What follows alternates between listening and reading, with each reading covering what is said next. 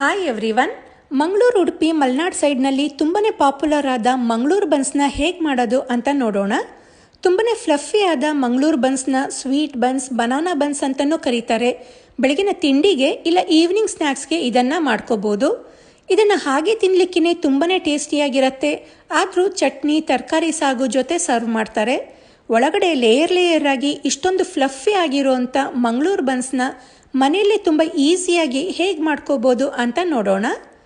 Mangaluru buns ಮಾಡೋದಕ್ಕೆ ಮೈಸೂರು ಬಾಳೆಹಣ್ಣಾದರೂ ತೊಗೊಳ್ಬೋದು, ಇಲ್ಲ ಪಚ್ಚ ಬಾಳೆಹಣ್ಣಾದರೂ ತೊಗೊಳ್ಬೋದು. ನಾನಿಲ್ಲಿ 2 ಪಚ್ಚ ಬಾಳೆಹಣ್ಣನ್ನು ಈ ರೀತಿ ಸಿಪ್ಪೆ ಕಪ್ಪಾಗಿ ಪೂರ್ತಿ ಹಣ್ಣಾಗಿರೋದನ್ನು ತೊಗೊಂಡಿದ್ದೀನಿ. ಈ ರೀತಿ ಹಣ್ಣಾಗಿದ್ರೇ ಬನ್ಸ್ ಸಾಫ್ಟಾಗಿ ಬರೋದು. ಈ ಬಾಳೆಹಣ್ಣಿನ ಸಿಪ್ಪೆ ತೆಗೆದು ಮಿಕ್ಸಿಗೆ ಹಾಕ್ಕೊಳ್ತೀನಿ.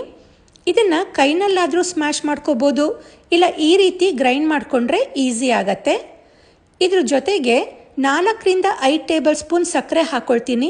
ಬಾಳೆಹಣ್ಣು ಕೂಡ ತುಂಬ ಸ್ವೀಟ್ ಇರೋದ್ರಿಂದ ಸಕ್ಕರೆ ನೋಡಿಬಿಟ್ಟು ಹಾಕ್ಕೊಳ್ಳಿ. ಇದಕ್ಕೆ 4 ಟೇಬಲ್ ಸ್ಪೂನ್ ಸಕ್ಕರೆ ಅಂತೂ ಬೇಕಾಗತ್ತೆ. ಹಾಗೆ ಒಂದು ಸಣ್ಣ ಕಪ್ಪಷ್ಟು ಸ್ವಲ್ಪ ಹುಳಿ ಇರೋ ಮೊಸರನ್ನ ಹಾಕ್ಕೊಳ್ತಾ ಇದ್ದೀನಿ. ಮೊಸರು ಫ್ರಿಜ್ನಲ್ಲಿ ಇದ್ದರೆ ಸ್ವಲ್ಪ ಹೊತ್ತು ಹೊರಗಡೆ ಇಟ್ಟು ನಂತರ ಯೂಸ್ ಮಾಡಿ. ಈಗ ಇದನ್ನು ನೈಸಾಗಿ ಗ್ರೈಂಡ್ ಮಾಡ್ಕೋಬೇಕು. ಕೈಯಲ್ಲಿ ಸ್ಮ್ಯಾಶ್ ಮಾಡೋದ್ರಕ್ಕಿಂತ ಈ ರೀತಿ ಗ್ರೈಂಡ್ ಮಾಡ್ಕೊಂಡ್ಬಿಟ್ರೆ ಕೆಲಸ ಈಸಿ ಆಗತ್ತೆ, ಹಾಗೆ ಈವನ್ ಆಗು ಮಿಕ್ಸ್ ಆಗತ್ತೆ. ಈಗ ಇದನ್ನು ಒಂದು ಸಪ್ರೇಟ್ ಮಿಕ್ಸಿಂಗ್ ಬೌಲ್ಗೆ ಹಾಕ್ಕೊಂಡ್ಬಿಡೋಣ. ಇದಕ್ಕೆ ಒಂದು 1/4 ಟೀ ಸ್ಪೂನ್ಗಿಂತ ಕಡಿಮೆ ಉಪ್ಪು, 1/4ರಿಂದ ಅರ್ಧ ಟೀ ಸ್ಪೂನಷ್ಟು ಅಡುಗೆ ಸೋಡಾ, ನಂತರ ಅರ್ಧ ಟೀ ಸ್ಪೂನಷ್ಟು ಜೀರಿಗೆ ಹಾಕಿ ಮಿಕ್ಸ್ ಮಾಡ್ಕೊಳ್ಬೇಕು. ಈ ಹಿಟ್ಟನ್ನೆಲ್ಲ ಕಲಸಾದ್ಮೇಲೆ ಸುಮಾರು ಗಂಟೆಗಳ ಕಾಲ ನೆನೆಸ್ಕೋಬೇಕು. ನಿಮಗೆ ಅಷ್ಟೊಂದು ಟೈಮ್ ಆಗಲ್ಲ ಅಂದರೆ ಸೋಡಾ ಸ್ವಲ್ಪ ಜಾಸ್ತಿ ಹಾಕ್ಕೊಳ್ಳಿ. ಇದು ಮಿಕ್ಸ್ ಆದಮೇಲೆ ಇದಕ್ಕೆ ಒಂದು ಬೌಲಷ್ಟು ಮೈದಾನ ಹಾಕ್ಕೊಳ್ತಾ ಇದ್ದೀನಿ. ಇದಕ್ಕೆ ಇಷ್ಟೇ ಮೈದಾ ಬೇಕಾಗತ್ತೆ ಅಂತ ಹೇಳೋಕ್ಕಾಗಲ್ಲ. ಕಲಿಸ್ತಾ ನಿಮಗೆ ಗೊತ್ತಾಗತ್ತೆ, ಅದ್ರ ತಕ್ಕನಾಗೆ ಹಾಕ್ಕೊಳ್ತಾ ಹೋಗಿ. ಈಗ ನೋಡಿ, ಇದು ಸ್ವಲ್ಪ ಅಂಟಂಟಂತ ಅನ್ನಿಸ್ತಾ ಇದೆ. ಇದಕ್ಕೆ ಮತ್ತೆ ಇನ್ನೂ ಒಂದು 1/4 ಬೌಲಷ್ಟು ಮೈದಾನ ಹಾಕ್ಕೊಳ್ತಾ ಇದ್ದೀನಿ. ಇದನ್ನು ನೀಟಾಗಿ ಕಲಿಸ್ಕೊಂಡ್ಮೇಲೆ ಮಿನಿಮಮ್ 8 ಗಂಟೆನಾದರೂ ನೆನೆಯಲಿಕ್ಕೆ ಬಿಡಬೇಕು. ಬೇಕಾದರೆ ರಾತ್ರಿ ಕಲಿಸ್ಬಿಟ್ಟು ಬೆಳಗ್ಗೆ ಮಾಡ್ಕೊಳ್ಬೋದು, ಇಲ್ಲ ಬೆಳಗ್ಗೆ ಕಲಿಸ್ಬಿಟ್ಟು ಸಂಜೆ ಬನ್ಸ್ನ ಮಾಡ್ಕೊಳ್ಬೋದು. 8 ಗಂಟೆ ಆಗಲ್ಲ ಅಂದರೂ ಅಟ್ಲೀಸ್ಟ್ 6 ಗಂಟೆನಾದರೂ ನೆನೆಯಲಿಕ್ಕೆ ಬಿಡಬೇಕು. ಎಷ್ಟು ನೆನೆಸ್ಕೊಳ್ತೀವೋ ಬನ್ಸ್ ಅಷ್ಟು ಫ್ಲಫಿಯಾಗಿ ಬರುತ್ತೆ. ಈಗ ನೋಡಿ, ಇದು ನೀಟಾಗಿ ಮಿಕ್ಸ್ ಆಗಿ ಸಾಫ್ಟಾಗೂ ಇದೆ. ಬಾಳೆಹಣ್ಣು ಹಾಕಿರೋದ್ರಿಂದ ಸಾಫ್ಟಾಗೇ ಇರುತ್ತೆ. ಇದ್ರ ಮೇಲ್ಗಡೆ ಸ್ವಲ್ಪ ಎಣ್ಣೆ ಅಥವಾ ತುಪ್ಪನ ಹಾಕಿ ಮೇಲ್ಗಡೆ ಸವರ್ಕೊಳ್ಬೇಕು. ನೆನೆಲಿಕ್ಕೆ ಇಟ್ಟಾಗ ಮೇಲೆ ಡ್ರೈ ಆಗತ್ತೆ. ಈ ರೀತಿ ಎಣ್ಣೆ ಸವರಿದ್ರೆ ಡ್ರೈ ಆಗಲ್ಲ. ಈಗ ಇದನ್ನು ಒಂದು 8 ಗಂಟೆ ನೆನೆಯಲಿಕ್ಕೆ ಬಿಡೋಣ. ಒಂದು 8 ಗಂಟೆ ಆದಮೇಲೆ ಮತ್ತೆ ಈ ಹಿಟ್ಟನ್ನು ಚೆನ್ನಾಗಿ ನಾದ್ಕೊಂಡು, ಈ ಚಪಾತಿ ಮಾಡ್ಕೊಳ್ಳೋಕ್ಕೆ ಹಿಟ್ಟನ್ನು ತಗೊಳ್ತೀವಲ್ಲ ಅಷ್ಟು, ಇಲ್ಲ ಅದಕ್ಕಿಂತ ಸ್ವಲ್ಪ ಜಾಸ್ತಿ ಹಿಟ್ಟನ್ನು ತಗೊಂಡು ಉಂಡೆ ಮಾಡ್ಕೊಳ್ಬೇಕು. ಈ ರೀತಿ ಉಂಡೆ ಮಾಡ್ಕೊಂಡ್ಮೇಲೆ ಇದನ್ನು ತಟ್ಕೊಳ್ಳೋಕ್ಕೆ ಸ್ವಲ್ಪ ಒಣ ಹಿಟ್ಟನ್ನು ಮಣೆ ಮೇಲೆ ಮತ್ತು ಹಿಟ್ಟಿನ ಮೇಲೆ ಹಾಕಿ ಈ ರೀತಿ ಕೈಯಲ್ಲೇ ತಟ್ಕೊಳ್ಬೋದು, ಇಲ್ಲ ಲಟ್ಟಣಿಕೆಯಲ್ಲೂ ಕೂಡ ಲಟ್ಟಿಸ್ಕೊಳ್ಬೋದು. ಇದನ್ನು ಪೂರಿ ಥರ ತುಂಬ ತೆಳು ಲಟ್ಟಿಸ್ಕೊಳ್ಬಾರ್ದು. ಬನ್ಸ್ ಒಳಗಡೆ ತುಂಬಿಕೊಂಡಿರಬೇಕು ಅಂದರೆ ಇಷ್ಟು ದಪ್ಪ ನಾವು ಲಟ್ಟಿಸ್ಕೊಳ್ಬೇಕಾಗತ್ತೆ. ತುಂಬ ತೆಳು ಇದ್ದರೆ ಬನ್ಸ್ ಥರ ದಪ್ಪ ಬರಲ್ಲ, ಪೂರಿ ರೀತಿ ಆಗಿಬಿಡತ್ತೆ. ಈಗ ಲಟ್ಟಿಸ್ಕೊಂಡಿರೋದನ್ನು ಕಾದಿರೋ ಎಣ್ಣೆನ ಲೋ ಫ್ಲೇಮ್ ಮಾಡಿ ಒಂದು 2 ನಿಮಿಷ ಆದಮೇಲೆ ನಂತರ ಹಾಕ್ಕೊಂಡು ಮೇಲ್ಗಡೆ ಸೌಟಿಂದ ಈ ರೀತಿ ಪ್ರೆಸ್ ಮಾಡಿಕೊಂಡು ಬಂದರೆ ಬನ್ಸ್ ಉಪ್ಕೊಳ್ಳುತ್ತೆ. ಇದನ್ನು ಫ್ರೈ ಮಾಡ್ಕೊಳ್ಳೋಬೇಕಾದ್ರೆ ಫುಲ್ಲು ಲೋ ಫ್ಲೇಮ್ನಲ್ಲೇ ಫ್ರೈ ಮಾಡಿ, ಇಲ್ಲ ಅಂದರೆ ಮೇಲ್ಗಡೆ ಸೀದೋಗಿ ಒಳಗಡೆ ಬೇಯೋದಿಲ್ಲ. ಈ ರೀತಿ ಕಂದು ಬಣ್ಣ ಬರೋ ತನಕ 2 ಸೈಡ್ ಫ್ರೈ ಮಾಡಿಕೊಂಡ್ರೆ ಮಂಗಳೂರು ಬನ್ಸ್ ರೆಡಿ ಆಗತ್ತೆ. ನಾನು ಹೇಳಿದ ಪ್ರತಿಯೊಂದು ವಿಷಯನ ಫಾಲೋ ಮಾಡಿ ಈ ರೀತಿಯಾದ ಪರ್ಫೆಕ್ಟ್ ಆದ ತುಂಬಾ ರುಚಿಯಾದ ಮಂಗಳೂರು ಬನ್ಸ್ನ ನೀವು ಮನೆಯಲ್ಲಿ ಮಾಡ್ಕೊಳ್ಳಿ. ಮಂಗಳೂರಿನ ಫೇಮಸ್ ಮಂಗಳೂರು ಬಜ್ಜಿ ಅಥವಾ ಗೋಲಿ ಬಜೆ ಹೇಗೆ ಮಾಡೋದು ಅಂತ ತೋರಿಸ್ಕೊಡ್ತಾ ಇದ್ದೀನಿ. ಈ ಗೋಲಿ ಬಜೆ ಅಂತೂ ನಮ್ಮ ಕರ್ನಾಟಕದಲ್ಲಿ ಆಲ್ಮೋಸ್ಟ್ ಎಲ್ಲ ಟಿಫನ್ ಸೆಂಟರ್ಗಳಲ್ಲಿ ತುಂಬ ಕಾಮನ್ ಆಗಿ ಸಿಗೋವಂಥ ಟೀ ಟೈಮ್ ಸ್ನ್ಯಾಕ್ ಇದು. ಹೊರಗಡೆಯಿಂದ ಕ್ರಿಸ್ಪಿಯಾಗಿ, ಒಳಗಡೆಯಿಂದ ತುಂಬ ಫ್ಲಫಿಯಾಗಿ ಸಾಫ್ಟ್ ಆದ ಗೋಲಿ ಬಜೆ ಕಾಯಿ ಚಟ್ನಿ ಜೊತೆ ತುಂಬಾ ರುಚಿಯಾಗಿರುತ್ತೆ. ಮನೆಯಲ್ಲೇ ತುಂಬಾ ಸಿಂಪಲ್ ಆಗಿ ಮನೆಯಲ್ಲೇ ಇರುವಂಥ ಪದಾರ್ಥಗಳನ್ನು ಬಳಸಿ ರುಚಿಯಾದ ಗೋಲಿ ಬಜೆನ ಮಾಡ್ಕೋಬೋದು. ಸರಿಯಾದ ಅಳತೆಯಲ್ಲಿ, ಸರಿಯಾದ ವಿಧಾನದಲ್ಲಿ ಇಷ್ಟೇ ಪರ್ಫೆಕ್ಟ್ ಆದ ಗೋಲಿ ಬಜೆ ಮತ್ತು ಕಾಯಿ ಚಟ್ನಿನ ಈಸಿಯಾಗಿ ಹೇಗೆ ಮಾಡೋದು ಅಂತ ನೋಡೋಣ. ಮೊದಲಿಗೆ ಗೋಲಿ ಬಜೆದು ಹಿಟ್ಟನ್ನು ರೆಡಿ ಮಾಡ್ಕೊಳ್ಳೋಕ್ಕೆ ಒಂದು ಮಿಕ್ಸಿಂಗ್ ಬೌಲ್ನಲ್ಲಿ 1 ಕಪ್ಪಷ್ಟು ಮೊಸರನ್ನ ತೊಗೊಂಡಿದ್ದೀನಿ.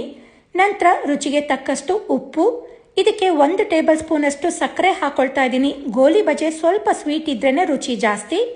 ಹಾಗೆ ಅರ್ಧ ಟೀ ಸ್ಪೂನಷ್ಟು ಅಡಿಗೆ ಸೋಡಾ, ನಂತರ 2 ಟೀ ಸ್ಪೂನಷ್ಟು ಎಣ್ಣೆ ಹಾಕಿ ಇದನ್ನು ಚೆನ್ನಾಗಿ ಬೀಟ್ ಮಾಡಿ ಇಟ್ಕೊಳ್ಬೇಕು.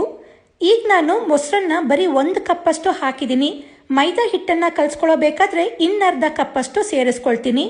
ಮುಂಚೆನೆ ಹಾಕ್ಬಿಟ್ರೆ ಹಿಟ್ಟು ತೆಳು ಆಗೋ ಚಾನ್ಸಸ್ ಇರುತ್ತೆ. ಅದರಿಂದ ಕೊನೆಯಲ್ಲಿ ಹಿಟ್ಟಿನ ಕನ್ಸಿಸ್ಟೆನ್ಸಿ ನೋಡಿ ಹಾಕ್ಕೊಳ್ತೀನಿ.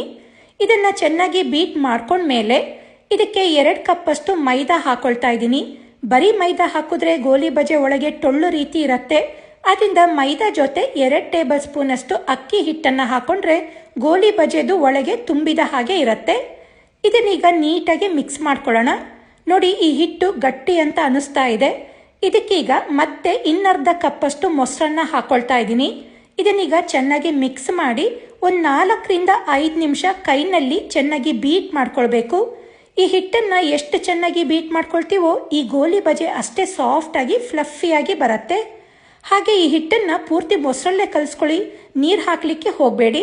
ನೋಡಿ, ಈ ಹಿಟ್ಟು ಈ ರೀತಿ ತುಂಬ ತೆಳುವಾಗೂ ಅಲ್ಲದೆ ತುಂಬ ಗಟ್ಟಿಯಾಗೂ ಇಲ್ಲದೆ ಇದ್ದರೆ ಎಣ್ಣೆಗೆ ಹಾಕಿ ಕರಿಲಿಕ್ಕೆ ಈಸಿ ಆಗುತ್ತೆ.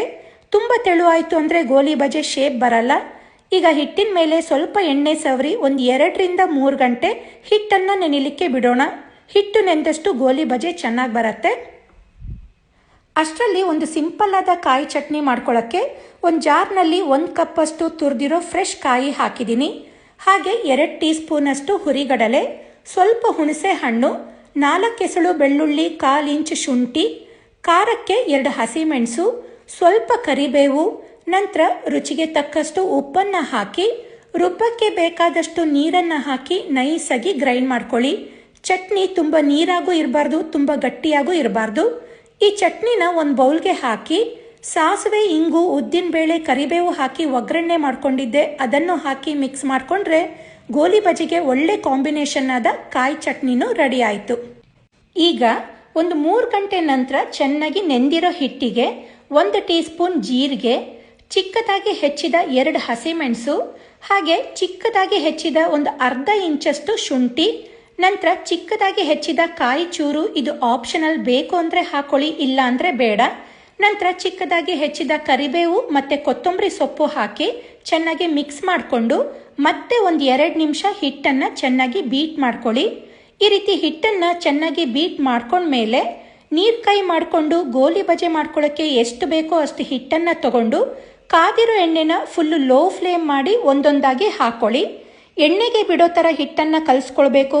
ಅದರಿಂದ ಹಿಟ್ಟನ್ನು ಕಲಿಸ್ಕೊಳ್ಳೋ ಹದ ತುಂಬಾ ಇಂಪಾರ್ಟೆಂಟ್ ಆಗತ್ತೆ. ಅದಾಗೆ ಮೇಲ್ಗಡೆ ಬಂದಮೇಲೆ ಕಂಟಿನ್ಯೂಸ್ ಆಗಿ ತಿರುಗಿಸ್ತಾ ಕರಿಬೇಕು. ಇಲ್ಲಾಂದರೆ ಒಂದೇ ಸೈಡ್ ಕಲರ್ ಬರುತ್ತೆ, ಇನ್ನೊಂದು ಸೈಡ್ ಬೆಳ್ಳಕ್ಕೆ ಇರುತ್ತೆ. ಫ್ಲೇಮ್ನ ಕೊನೆ ತನಕನೂ ಲೋ ಫ್ಲೇಮ್ನಲ್ಲೇ ಇಟ್ಟು ಗೋಲಿ ಬಜೆ ಲೈಟ್ ಗೋಲ್ಡನ್ ಬ್ರೌನ್ ಆಗೋ ತನಕ ಕರೆದ್ರೆ ತುಂಬನೇ ರುಚಿಯಾದಂಥ ಮಂಗಳೂರು ಸ್ಪೆಷಲ್ ಮಂಗಳೂರು ಬಜ್ಜಿ ಅಥವಾ ಗೋಲಿ ಬಜೆ ರೆಡಿ ಆಗತ್ತೆ.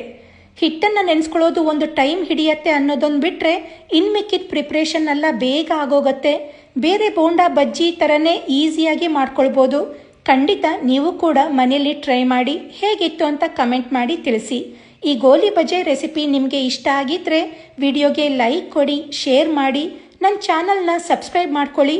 ಇನ್ನೂ ಇದೇ ರೀತಿಯಾದ ಈಸಿ ರೆಸಿಪಿಗಳಿಗೆ ನನ್ನ ಯೂಟ್ಯೂಬ್ ಚಾನಲ್, ಫೇಸ್ಬುಕ್ ಪೇಜ್ ಹಾಗೆ ಇನ್ಸ್ಟಾಗ್ರಾಮ್ ಅಕೌಂಟ್ನ ಫಾಲೋ ಮಾಡೋದನ್ನು ಮರಿಬೇಡಿ. Thank you.